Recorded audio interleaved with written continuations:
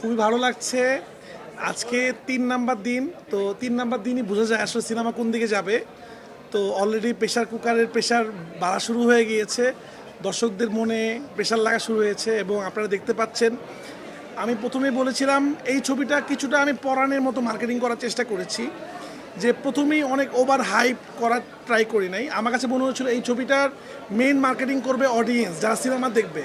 এই কারণে আপনারা খেয়াল করে দেখবেন আমাদের এই সিনেমাটা প্রথম দিনের থেকে এর পরের দিনে দর্শক অনেক বেশি, এর পরের দিনের থেকে এর পরের দিনে দর্শক অনেক বেশি। আজকে সব জায়গায় হাউসফুল সকালবেলায় হয়ে গিয়েছে এবং পরবর্তীতে ভিআইপি শো দেওয়া হয়েছে, সেটাও অলমোস্ট ফুল। তো খুবই ভালো লাগছে। আমাকে সবাই বলেছিল যে যেহেতু এই ছবিতে ওরকম কোনো নায়ক নাই, এই ছবিটা মানুষ দেখবে না।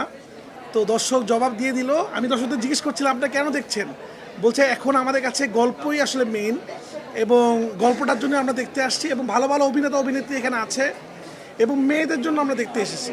তো এটা আমাদের জন্য অনেক বড় ব্যাপার, এটাই আমাদের সাকসেস যে একটা ছবি যেখানে এতগুলো নারী, সেই ছবির টিকিট হাউসফুল যাচ্ছে, সেই ছবি মানুষ গ্রহণ করে নিয়েছে এবং মানুষ বলছে ঈদের সেরা ছবি এটা। বাট আমি অবশ্যই এটা বলছি না, আমি বলবো যে আমাদের সবার ছবিই সেরা, সবাই ভালো করছে। কিন্তু আমি খুব কনফিডেন্ট ছিলাম প্রেশার কুকার নিয়ে। আমি আপনাদের আগেও বলেছি আমি জানি যে মানুষ নতুন কিছু সবসময় দেখে।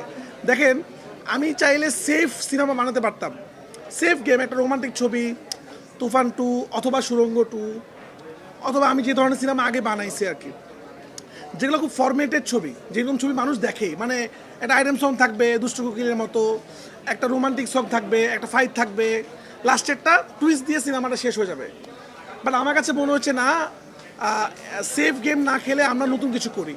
বাট আমি খুব খুশি যে এইমাত্র আমি হল থেকে বের হলাম, মানে অডিয়েন্স এই নতুন ধরনের গল্পগুলো খুব পছন্দ করছে।